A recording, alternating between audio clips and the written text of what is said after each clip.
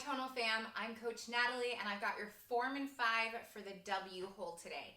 This is an exercise that's going to look different on every body because it depends a lot on your flexibility and your strength, how high you can come up into the floor into that arch. I'm going to start on my stomach with legs straight and elbows down at my sides so that my arms are bent into that W shape.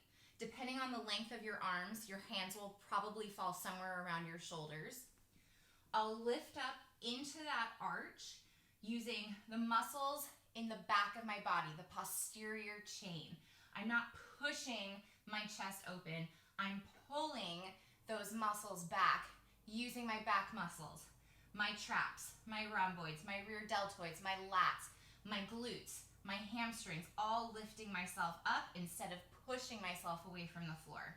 You'll also notice that my head is lined up with the rest of my spine.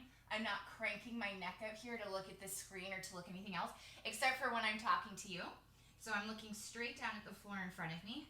Toes can be pointed or flexed, whichever one you choose. Okay, come on down.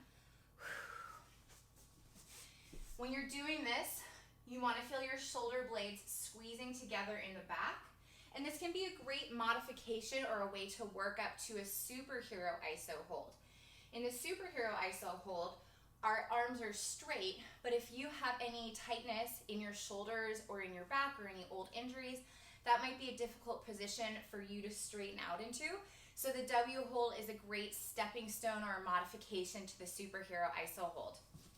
One more thing, on your breathing in this position, it's very difficult to take those big, deep inhales and exhales because you'll end up doing a bit of swaying. So here, I just do very shallow breaths, and they're just on a regular interval. I'm not trying to do an exhale for each type of movement because we're just holding here. So just breathe in a regular pattern, whatever works for you.